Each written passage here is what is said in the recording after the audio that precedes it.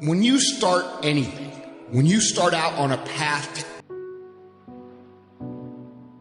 the first step before anybody else in the world believes it is you have to believe it. There's no reason to have a plan B because it distracts from plan A. I want to represent an idea. I want to represent possibilities. I want to represent the idea that you really can make what you want. One of my favorite books is The Alchemist, Paulo Coelho, and I just believe that. I believe that I can create whatever I want to create. Pain is not your enemy. Pain is your servant. And pain is telling you that there's a problem here and you need to get it fixed. You need to drag it out of the dark and you need to deal with this, and you have to decide enough is enough. It's time for a new direction. It's time to say that's it. Turn to somebody and say that's it. Passivity is a spirit and it'll kill you. It'll kill your relationships. It'll kill your home. It'll kill your marriage. If we just sit back and do nothing, it'll kill you.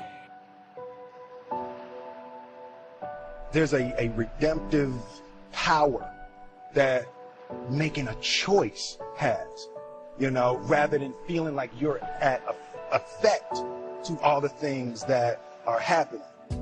Make a choice. Like, you just decide what it's going to be, who you're going to be, how you're going to do it. Just decide. And then from that point, the universe is going to get out your way.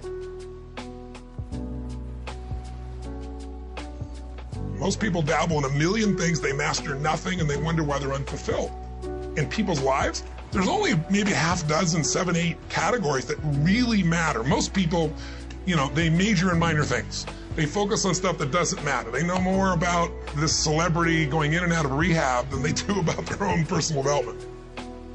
So if I had no other message to offer your viewers, and you let me give it to them right now, I'll tell you what I believe. I believe our lives are controlled by one force. Your brain is divided into 2 halves. Each half of your brain has millions of factory workers on each side. At the forefront of each one of those factories is a forming positive, and you got forming negative. You're the boss of the factory. You wake up in the morning and you say, man, I don't feel myself today. Forming negative hears that. He said, hey, the boss just woke up and said he's having a bad day today. Let's get to work. And your day starts tumbling into what you ordered. You could wake up in the morning and you say, you know what? Today is going to be a great day today. Man, thank you, Lord, for waking me up this morning. Forming positive turns around and goes, Steve's having a great day today. He's expecting some wonderful things to happen. And man, let's get it going. And they start manufacturing thoughts. You have got to change the way you think. It is the whole determining factor of where you go in life. This is the truth, is that so many of us say that we want to change, but many of us are unwilling to pay the price to change. And really, all of change comes from not focusing on what you can't control. It comes from focusing on what you can control. All of change has a price tag attached to it. That today, each and every one of us, we have to count the cost. Do we actually want to change? Are we willing to pay the price for change? Winter comes after fall. Night comes after day. Difficulty follows opportunity. Recession always comes after expansion. It's been the rhythm of life for the last 6,000 years of recorded history. So the winters are going to come. The winter of sickness, the winter of disappointment, the winter of devastation, social winters, economic winters, personal winters when your heart is smashed in 1,000 pieces and the nights are unusually long. It's simply called wintertime. But the winters are inevitable. So it has been for the last 6,500 years recorded history. You say, well, Mr. Rohn, what can I do about the winters of life? the most important decision you can make above any on the face of the earth is deciding that no matter what happens in your life, no matter what happens, you're going to live in a beautiful state. Life is short. We don't know how short it's going to be. But if you only had a week to live, I bet you wouldn't allow yourself to suffer over a little crap that makes you crazy normally. I think you would probably spend time with those you love. You would do what you love. You'd take awe in a sunset. You'd smell the air. You would take in everything in those final moments that you possibly do. So my thing is, why wait? Right? Why wait? Why not just decide that if I start to suffer, I know the solution, because suffering is me obsessing about me. You might say, it's not me, I'm worried about my kids because they're not doing well. No, you're worried that you haven't done enough for your kids. It's about you still, right? Yes. You know, you're worried about what was done or what you should have done or what shouldn't have done. And you can end that in an instant by becoming aware of it and saying, I have made the most important decision of all. Right. I'm going to live in a beautiful state. You know, there are many influences on us. One is the influence of the past. Some people are always pulled back by the past. Some people are always pulled aside by the distractions. But here's what's powerful. If you have a list of high purpose in your life, it pulls you toward the future.